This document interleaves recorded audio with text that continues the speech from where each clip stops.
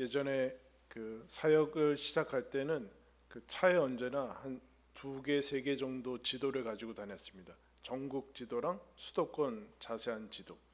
신방을 가려면 미리 주소를 알아놓고서 어디로 가야 되는지 좀 대충 지도를 보고 파악하고 다녀야 됐습니다. 대단히 좀 힘든 그런 시기가 있었는데 내비게이션이 나오면서 많이 아주 편리해진 그런 세상에 있습니다. 내비게이션이 맨 처음에 나왔을 때 그렇게 회자됐어요. 많은 부부를 이혼의 위험에서 건져줬다. 하도 남자들은 물어보라고 하는데 안 물어보고 그런데 몇몇 돌고 그러니까.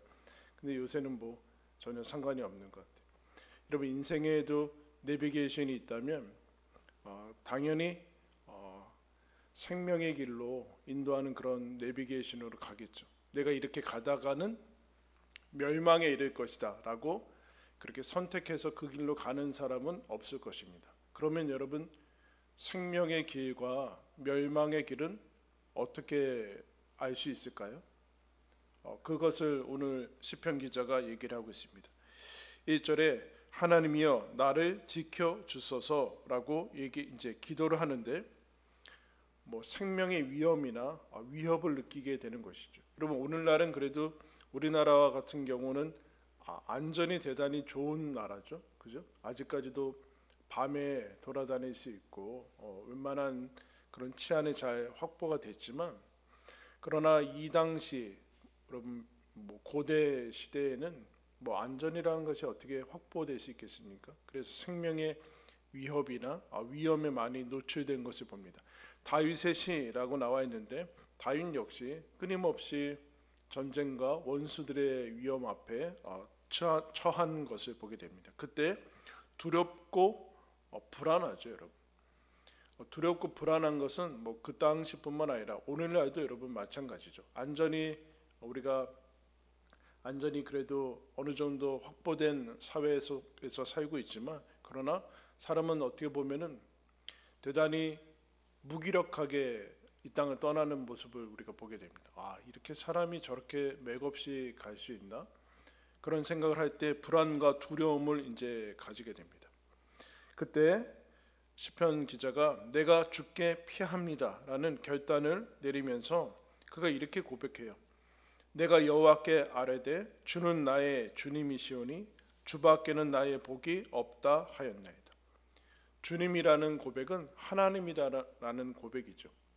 뭐 그 존칭으로 쓸 때도 있지만 대부분은 나의 모든 것을 주관하시는 하나님과 동일한 단어로 쓰이게 되는데, 근데 이것이 누구에게나 쓰이면은 힘을 잃게 되고 뭐라고 얘기하는가? 주 밖에는 나의 복이 없습니다라는 유일한 고백을 하고 있습니다. 유일한 고백. 그러면 유일하지 않으면 그때그때 달라지는 그런 모습을 나오겠죠. 하나님이 나의 유일한 하나님이기 때문에 하나님께로 피합니다라는 생각을 하게 되는데 그때 이제 집중하게 되죠. 집중. 그럼 로마에 가면 판테온이라는 것이 있습니다. 판테온. 우리나라 말로 하면 만신전이죠. 만신전. 무슨 뜻인가? 로마는 모든 신을 포용한다라는 거예요. 그 정점에 이 땅에 보이는 정점에 황제가 있는데 그 황제의 뭐 신화들에 나오는 그런 신들 빼고 황제가 있고 그 만신전에는 많은 신들이 있는데 거기에 여러분 예수 그리스도도 그 안에 들어갈 수 있죠. 그런데 예수 그리스도가 로마에 전파되면서 천하를 어지럽게 한 이유는 거기 안에 만신전이라는 것은 신들도 권력 다툼을 통해서 이미 그 위계 질서가 다 있거든요. 밑에 있는 신들, 제 위에 정점에 있는 신들이 다 이렇게 권력을 통해서 이렇게 확보된 자리들이 있는데 예수 그리스도가 유일한 주라고 하니까 이 대단히 어려운 거예요. 더 나아가서 로마의 법, 로마의 사회 질서를 어지럽히는 사람에게 아주 극한의 형벌을 내리는 십자가로 로마에 예수님이 죽었거든요. 그런데 로마를 위협하고 질서를 어지럽히게 하는 그 사람을 가리켜서 가장 유일한 신이라고 해버리니까 로마가 이 기독교인들을 용납을 할 수 없는 겁니다. 그런데 이 다윗이 주님밖에는 하나님밖에는 나의 하나님이 없고 복이 없습니다라는 유일한 그 신앙 고백을 하는 것을 보게 돼요. 여러분, 이게 쉬우면서도 어렵죠. 왜냐하면 이스라엘 백성과 오늘날의 기독교인들도 다 예수를 하나님이라고, 나의 구원자라고 다 고백합니다. 그런데 이스라엘이 망할 때까지 어떻게 합니까? 제사를 드려요. 망할 때까지 제사장이 있고, 예수님 오셨을 때도 여러분, 그들이 지은 성전은 아니지만 성전이 있었고, 그 안에는 제사장이 있었고, 제사가 이미 제사 제도가 계속 이루어져 있었고, 모든 것이 그대로였던 것을 봅니다. 그러나 이스라엘 말기, 이스라엘이 특별히 남유다, 북이스라엘은 시작부터 불신앙이었거든요. 왜냐하면 남북이 나눠지니까 남유다 쪽에 있는 성전에 갈 수 없잖아요. 쭉 나눠지니까 그래서 사람들이 절기마다 이 예루살렘에 가야 되는데 예루살렘에 가면 그 정권이 어떻게 유지가 되겠습니까? 그러니까 단이나 이런 데다 하나 성전을 또 만들고 그렇게 되는 거죠. 그러면서 북이스라엘은 처음부터 시작부터 사실은 하나님을 떠난 상태에서 시작했는데, 신기하게도 여러분, 하나님께서 그 역사를 계속해서 보시고 북이스라엘에 계속 선지자를 보내고 그렇게 하세요. 시작부터 아닌데. 그런데 왜 아니라고 하지 않을까요? 이 남유다도 이제 이것이 이제 받아서 타락으로 가는 지점에 어떻게 되는가? 혼합주의라는 것이 나타납니다. 즉 예수도 부르고 바알도 부르고 여호와도 부르고 그렇게 되는 거예요. 바알도 부르고 여호와도 부르고 아세라도 이렇게 갖다 놓고 많은 게 좋은 거 아니냐, 이렇게 된 거죠.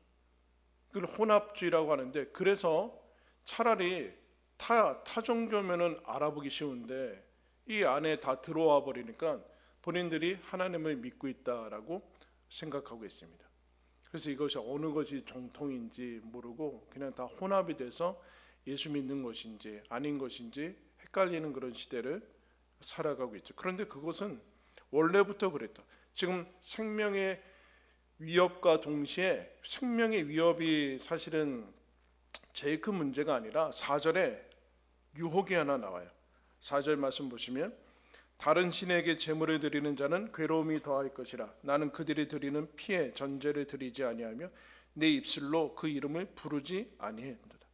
다른 신들한테 제물을 드리는 거죠. 제물을 드리고, 그리고 피의 전제는 붓는 거예요, 여러분. 전제라는 것은 방식이죠. 화제는 불로 태우는 거고, 전제는 이렇게 불로 이제 액체 같은 것을 붓는 거, 그래서 이제 전제라고 하고, 그 곡식을 그냥 이렇게 손 위로 드는, 머리 위로 드는 것은 거제, 이런 방식에 대한 것인데, 이방 신들의 이름을 부르면서 그들에게 이제 제사 드리는 모습이 나옵니다. 이게 하나의 방식이죠.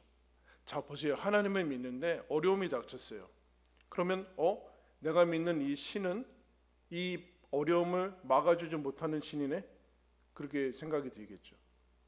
그러면 이 신으로는 안 되고 저 다른 신으로 이것을 막고 저쪽으로 가야 되겠고, 많은 사람들이 그리 가고 있어요. 또 이 하나님 한 분만을 믿어서는 해결이 안 되더라. 하나님 이런 것들을 해결해 주지 않고 요구사항은 많고 이러면서 하나씩 타락해 가면서 설마 그냥 공식적으로는 여호와를 믿지 않는다라고 할 수 없으니까 이제 여러 가지 다른 종교들을 다 배우면서 그렇게 가게 이제 하나씩 늘어나는 거죠. 그래서 혼합시켜 나가는 것을 이제 봅니다. 이 사람이, 다윗이 이런 유혹에 닥칩니다. 왜냐하면 주변 사람들이 다 그러는 거예요. 주변 사람들이 여호와 하나님만 믿지 않고 나름대로 다 각자가 붙들고 있는 것들이 다 있게 됩니다. 거기에 힘을 얻게 되죠. 그러면서 또 문제가 풀려 나갔겠죠, 여러분. 문제가 풀려 나가지 않았으면은 사람들이 그렇게 많이 유혹을 받아서 하나님을 그렇게 떠나지는 않았을 거예요.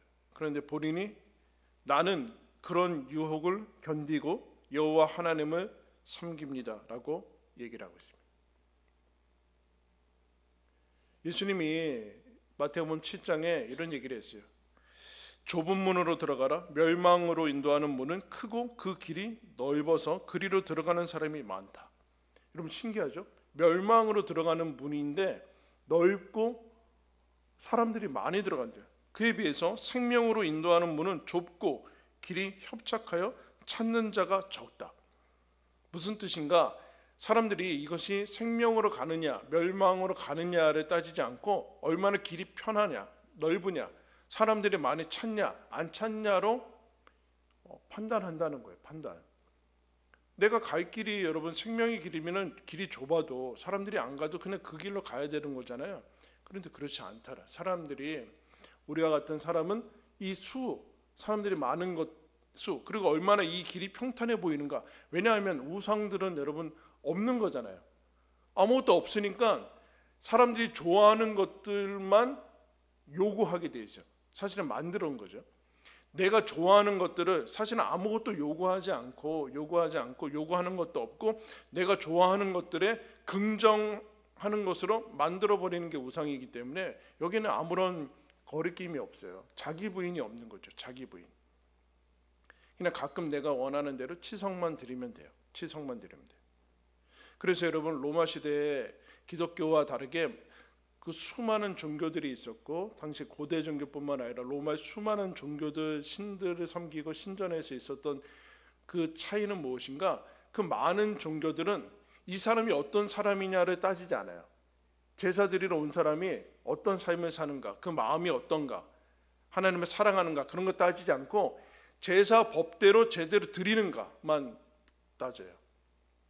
신이 정한 그 자기네들 종교가 정한 방식대로 정확히 드리느냐 안 드리냐 그것만 따지지. 그러면 그 방식대로 드리면 자기들이 믿는 신이 마음이 풀려가지고 이들이 원하는 것을 해준다. 즉 기브 앤 테이크밖에 없어요. 거기는 이 사람이 어떤 사람이냐, 하나님을 사랑하느냐. 우리가 늘 듣는 하나님을 사랑해라, 하나님 마음을 원한다라는 것은 그 당시에는 없었던 거라니까요. 그러면 반대로 얘기하면 무슨 얘기인가? 우리가 타락하면 내 삶과 이런 건 신경 쓰지 않고 하나님 앞에 드리는 무슨 형식화된 종교 생활들로 그 마음을 때우기 시작한다라는 거예요. 얼마나 많은 사람들이 찾는가는 중요하지도 않고 얼마나 길이 평탄한가도 전혀 하나님의 고려사항이 아닌데 사람들은 그럴 수 있다. 왜냐? 언제? 힘들어지고 위험이 닥치고 어려워질 때 그런 모습이 나온다. 그러면서 더 어렵게 만드는 점은 무엇인가? 5절에 이렇게 고백해요. 여호와는 나의 산업과 나의 잔의 소득이시니 나의 분깃을 지키시나이다. 이게 무슨 뜻이에요, 여러분? 재산이 없다는 소리 아니에요, 이거. 비겁한 변명 아니에요? 비겁한 변명? 하나님이 나한테 준 게 별로 없어요. 이미 있었으면 이런 고백도 하지 않아요. 위협도 느끼지 않고 하나님이 내 재산입니다. 내 소유입니다. 이렇게 얘기하고 있어요. 그러면 여러분 이 사건은 부자가 할까요? 가난한 사람이 할까요? 가난한 사람이 하면 부자들이 뭐라고 그럴까요? 네가 믿는 신은 그렇게 너를 가난하게 하냐? 그럼 변명밖에 되지 않잖아요.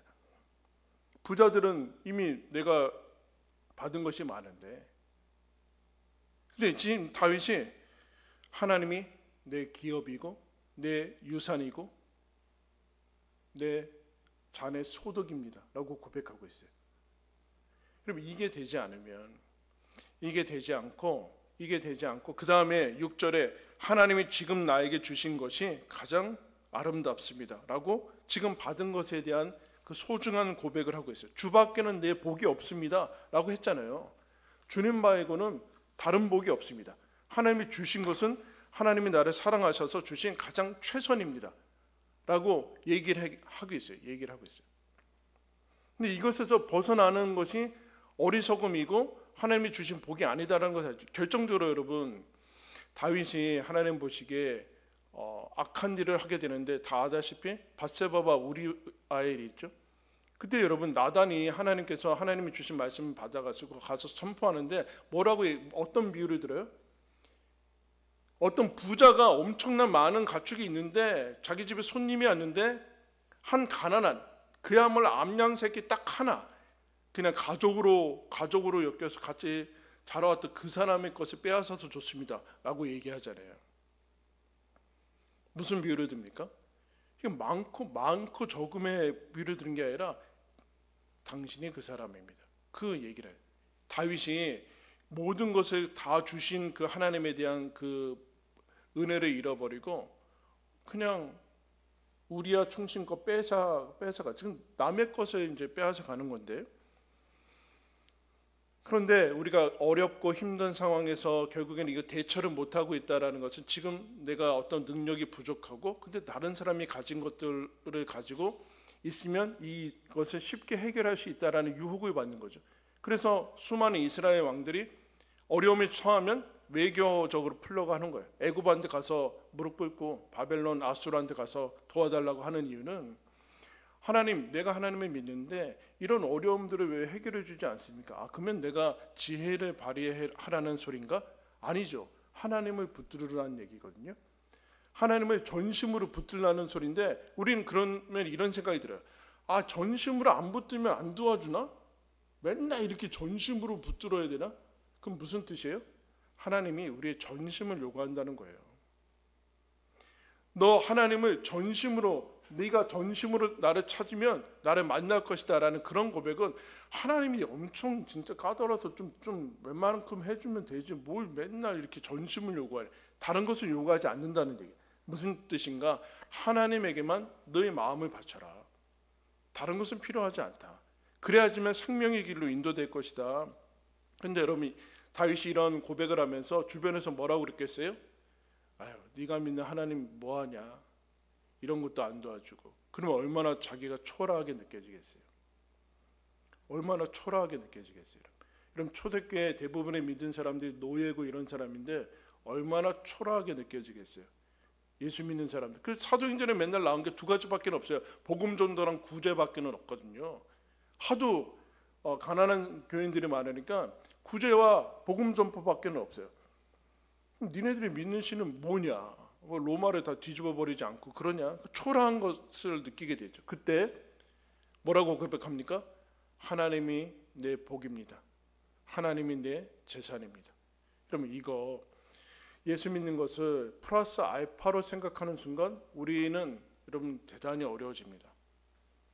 플러스 알파이기 때문에 예수 믿는 것은 부분으로 하나 갖추어 놓고 나머지 재산 비교하고 자녀들 비교하고 대학 비교하고 연봉 비교, 집 비교하고 그러다 보면은 예수는 그 중에 하나잖아요.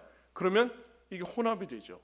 예수 믿는 게 전체로 다가오지 않아요. 예수 믿는 게 전체로 다가오지 않고 부분으로 다가오고 있으면 사실은 예수 빼고 세상 사람들과 동일한 삶을 살고 있는. 그런데 복음서에 보잖아요. 예수님이 천국이 뭔지 아냐?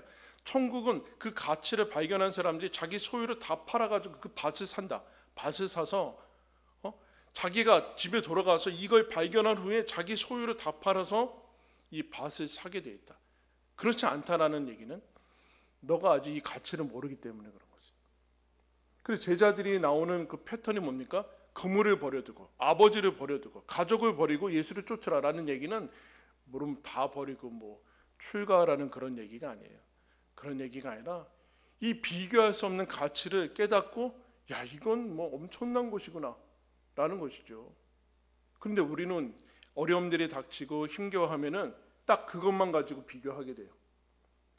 내가 재정적으로 어려우면 재정 안 믿는 사람들 예수 믿으면 뭐해? 하나님 나 이 정도밖에 안 해주는데. 자녀들, 우리 부모님들의 자녀 사랑하니까 자녀들의 붙고 떨어지는 거 봐. 왜 이런 것 가지고 비교하고 하지? 예수를 믿게 된 것, 그럼 나머지는 다 사실은 이건 힘을 잃게 돼야 되는 것이거든요. 그런데 우리가 워낙 지금 그런 시대를 살고, 우리나라가 기독교가 전파된 지 200년도 몇 년 됐어요 도대체. 천주교 빼면 한 150년 될까 말까 한데 2000년 역사에 150년에 온 2000년께 다 한꺼번에 들어오면서 뭐까지 들어왔는가? 이미 유럽이나 이런 데는 이미 그 후기 기독교의 시대를 마치 기독교의 권태적이고 기독교는 구태의연한 그런 식으로 하는 그런 모습이 나오잖아요. 그것까지 같이 들어가지고 150년밖에 안 됐는데 초반에 지금 2000년 거를 습수하거나 발달하거나 성숙하거나 그러지 못하고 이제 이미 마치 다 안 것처럼 수박 겉핥기밖에 안 했는데도 다 아는 것처럼 이미 그런 시대를 살아가고 있는데 그 핵심이 무엇이 있는가? 주님이 내 소유고 주님 밖에는 내 복이 없고 라는 이 예수 믿는 것에 대한 가치를 사실은 다 알지 못하고 빨리 넘어가 버렸어요. 다음 장으로. 이거 다 아는 거 아니야? 예수 믿으면 천국이잖아. 그리고 그 다음 분으로 넘어가자. 그래서 이전에는 우리 윗세대들은 열심을 부리고 열심히 헌신하고 그랬는데 그 다음에는 아무것도 안 하는 거로 됐어요. 아무것도 안 하는 쪽으로 가버렸어요. 그 왜 그러는가? 예수 믿는 것을 그냥 부분으로 삼아버렸기 때문에 그래요. 부분으로. 이거 없으면 아무것도 없는 거죠. 여러분, 우리가 지금 기도하고 간절히 근심하고 염려하고 뭐 노심초사하는 것은 다 생명이 있기 때문에 생기는 거죠. 생명이 있다라는 전제하에서 뭐 여러분 걱정하는 거 아니에요. 생명이 없으면, 여러분이 누군가 생명이 없고 죽었으면 이 땅 사람이 아니면 무슨 걱정을 해요? 안 하잖아요. 생명이 있다라는 걱정. 그런데 그 생명이 예수라니까요. 예수라는 그것이 없는데 지금 뭔 딴 걱정을 해요? 딴 걱정을 하기는. 그럼 예수 있으면 야, 이거는 엄청난, 여기서부터 새롭게 시작되는 인생이 있구나라고 받아들여야 되는데 이게 그렇지 않다라는. 그러면서 7절에 나를 훈계하신 여호와를 송축할지라 밤마다 내 양심이 나를 교훈하도다. 하나님 앞에 나아가니까 하나님이 가르쳐 주세요. 말씀해 주시고 지도해 주셔서 그가 이렇게 응답받는 것을 봅니다. 8절에 내가 여호와를 항상 내 앞에 모심이요 그가 나의 오른쪽에 계심으로 내가 흔들리지 아니하리로다. 계속 흔들리고 하나님 뭐 나도 이제 뭐 그냥 같이 한번 믿어볼까? 세상에서 세상 것으로 한번 믿음을 증명해 볼까? 그런 흔들림이 오는데 하나님이 이 앞에 찾아와서 예수 믿는 게 뭔지, 신앙을 가진 것이 얼마나 놀라운 것인지 알려주시는 거죠. 그 모습들을 이제 보게 됩니다. 그러면서 그거를 알고 9절에 그러므로 나의 마음이 기쁘고 나의 영도 즐거워하며 내 육체도 안전히 살리니 이는 주께서 내 영혼을 수월에 버리지 아니하시며 죄의 거룩한 자를 멸망시키지 않으실 것임이니이다. 내가 예수 그리스도로 말미암아 죄 사함을 받고 멸망에서 구원을 받았구나라는 이 감각이 다시 살아난 것을 보게 돼요. 그 사도행전에서 여러분 얘기하는 복음은 죄 사함입니다. 죄 사함. 근데 우리는 죄라는 것을 희미하게 만들었기 때문에 죄 사함도 감격도 없어지는 거죠. 뭐만 남았어요? 플러스 알파만 자꾸 따지는 거. 플러스 알파. 내가 뭘 받았는가? 뭘 더 하는가? 그거밖에는 없는데 여러분의 삶을 돌아보셔야 돼요. 죄는 그냥 없어지지 않고 예수 그리스도가 십자가에서 죽어야지만 없어진다라는 것을 늘 잊어버리고 이게 무감각해지니까 자꾸 종교생활로 오게 되는 거예요. 여러분 사도행전 2장은 좀 가겠습니다. 신약성경 사도행전 2장.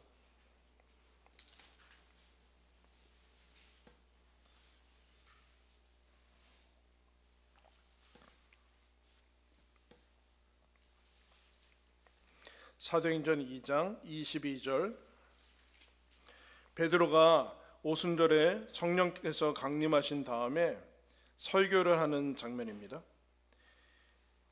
22절, 2장 22절. 이스라엘 사람들아 이 말을 들으라. 너희도 아는 바와 같이 하나님께서 나사렛 예수로 큰 권능과 기사와 표적을 너희 가운데서 베푸사 너희 앞에서 그를 증언하셨느니라. 그가 하나님께서 정하신 뜻과 미리 아신 대로 내준 바 되었거늘 너희가 법 없는 자들의 손을 빌려 못 박아 죽였으나 하나님께서 그를 사망의 고통에서 풀어 살리셨으니 이는 그가 사망에 매여 있을 수 없었습니다. 다윗이 그를 가리켜 이르되, 이게 이제 시편 16편에 나오는 거예요. 우리가 읽은 거. 내가 항상 내 앞에 계신 주를 배웠으며 나로 요동하지 않게 하기 위하여 그가 내 우편에 계시도다. 그러므로 내 마음이 기뻐하였고 내 혀도 즐거워하였으며 육체도 희망에 거하리니 이는 내 영혼을 음부에 버리지 아니하시며 주의 거룩한 자로 썩음을 당하지 않게 하실 것임이로다. 주께서 생명의 길을 내게 보이셨으니 주 앞에서 내게 기쁨이 충만하게 하시리로다 하셨으므로 형제들아, 내가 조상 다윗에 대하여 담대히 말할 수 있느니 다윗이 죽어 장사되어 그 묘가 오늘까지 우리 중에 있도다. 그는 선지자라. 하나님이 이미 맹세하사 그 자손 중에서 한 사람을 그 위에 앉게 하리라 하심을 알고 미리 본고로 그리스도의 부활을 말하되 그가 음부의 버림이 되지 않고 그의 육신이 썩음을 당하지 아니하시리라 하더니 이 예수를 하나님이 살리신지라. 그가 우리가 다 이 일의 증인이로다. 36절에 우리 다 36절 다 같이 한번 읽겠습니다. 시작. 그런즉 이스라엘 온 집은 너희가 십자가에 못 박은 이 예수를 하나님이 주와 그리스도가 되게 하셨느니라 하니라. 아멘. 하나님이 여러분 어떻게 했죠? 다윗의 시를 베드로가 요한 그 성령이 강림한 다음에 그 복음을 설명하는데 뭘 가지고 왔는가? 이 다윗이 읽었던 시편 16편을 가져오면서 부활에 대해서 얘기하고 있어요. 너희들은 죽였으나 예수가 하나님에 의해서 다시 살아나서 주와 그리스도가 되었다. 다윗이 이것을 알고서 하나님은 내 앞에 모셨고 그래서 그 생명의 충만함으로 생명의 길을 나에게 보이셨다라고 하나님이 우리를 죽이시지 않고 멸망시키지 않고 예수를 보내셨다라는 것을 그 다윗도 알고 기뻐하며 즐거워했다. 예수가 생명의 길이다. 그렇게 얘기를 하고 있습니다. 나머지는 멸망의 길이다. 멸망의 길로 가는데 여러분 사형수들이 앉아서 사형 당할 나를 앞두고서 너 어디 대학 나왔냐? 너 재산이 얼마냐? 얼마나 무의미합니까 여러분? 사형수들이 모여서 너 어느 대학 나왔냐? 내가 똑똑하다. 내 자식은 지금 뭐 이게 얼마나 무의미한 거예요 여러분. 아무 의미가 없는 거잖아요. 아무 의미. 거기서 사면돼서 새 삶을 살았어요. 근데 나와서 여러분 이 사면해 준 사람 그 존재를 알고서 따라하며 내가 다시 살게 된 이 그야말로 플러스 알파 새롭게 살게 된 삶에 대해서 여러분 고민할 때 다시 이전의 삶으로 살겠습니까? 그렇지 않죠. 그러니까 우리가 이 첫 단추를 잘 안 끼고 다음으로 넘어갔어요 지금. 그러니까 우리 한국 기독교는 뭘 자꾸 하나님을 위해서 열심을 이미 그렇지도 않는데 이것에 대해서 뭐라 할 필요 없어요. 하나님께 열심을 부리는 시대도 지났어요. 그것도 하지 않고 아무것도 하지 않고 예수 믿는 것에 대한 이 가치를 잃어버리니까 이게 무기력한 종교가 된 거죠. 근데 그게 중요하지 않고 뭐라고 하는가? 그래서 다윗이 뭐라고 하는가? 이 생명의 위협도 느끼고 삶을 살다 보면 옆에 보면 초라함도 느껴서 나도 그냥 대충 양다리 거치면서 갈까? 세상의 방식으로 살아? 예수 믿고 세상도 믿고 예수와 재물을 함께 섬기면서 그냥 가? 오늘날의 신전은 뭡니까 여러분? 애들은 예배당이 신전이 아니라 학원이 신전이고 그들의 경전은 교과서고 그들의 복음은 합격 소식이고 이렇게 바뀐 거죠. 뭐 어른들은 뭐 다를까요? 거기에서 너희들이 정말 예수 믿는 자로 부름받았다는 가치를 알고 있냐? 그러면서 다윗이 흔들리지 않겠습니다라고 하나님이 나에게 늘 말씀하시는 것을 알고 내가 예수를 하나님을 내 앞에 항상 모심이요. 여러분 어느 것이 생명의 길일까요? 하나님이 내 앞에 계심을 알고 섬기고 그를 앞에 가는 것. 하나님 앞에서 하나님 임재의식을 가지는 것. 다윗이 여러분 이것이 충만했을 때가 있죠. 언약궤 잃어버렸다가 찾지도 않고 있고 사울이 찾을 생각도 하지 않았어요. 40년 동안. 엘리 제사장이 잃어버린 거거든요. 근데 사울이라는 왕은 언약궤를 찾지를 않았어요. 40년 동안. 다윗이 들어가서 왕 된 다음에 그 언약궤를 찾아오면서 막 죽고 그런 일이 일어나서 하나님 어쨌든 가져올 때 춤추죠. 그때 여러분 사울의 딸이 조롱하잖아요. 왕이 채통도 없이 막 옷 내려가는데도 춤추고 있다고 하니까 다윗이 뭐라고 합니까? 내가 사람들이 아닌 하나님 앞에서 춤춥니다. 즉 하나님 임재의식을 가지고 있죠. 보이지 않는 이 하나님을 나는 내 앞에 두고 하나님이 내 앞에 계시다.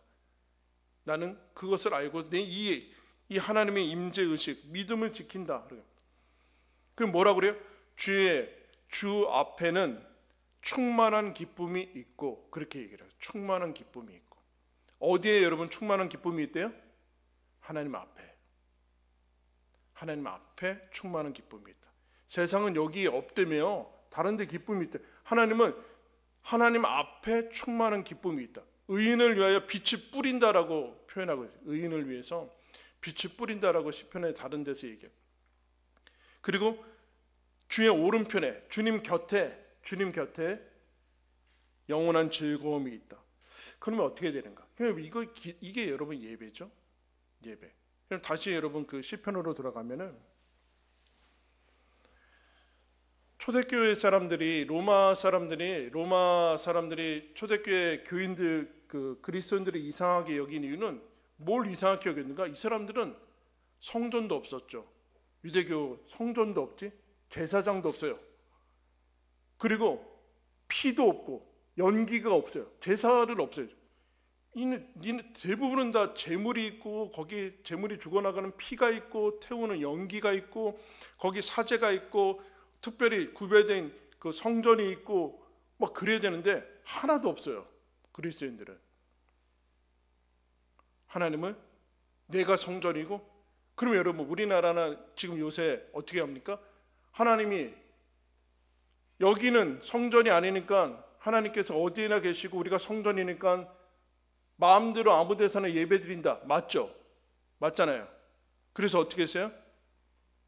모여서 예배 안 드리는 거로 바꿨잖아요. 집에서 예배 드리고. 초대교회 성도들은 안 그랬다니까요. 자기들이 성전에 모신 성령의 전이고, 그래서 어떻게 했어요? 목숨 걸고 모이기에 힘썼어요. 근데 우리는 그 교리를 잘못 적용해서 모이지 않고 아무 데서나 예배 드리고 내가 성전이냐. 그러니까 뭐 주의도 안 지키고 맨날 여행 가고 놀러 가고 집에서 예배 안 나와버리고. 그렇지 않았다니까요. 초대교회는 모이기에 힘쓰고 매일 집에서나 성전에서나 계속 모여서 예배 드리고 기도하고. 왜요? 거기가 무슨 거룩한 예루살렘 성전이라서 그렇습니까? 그렇지 않습니다.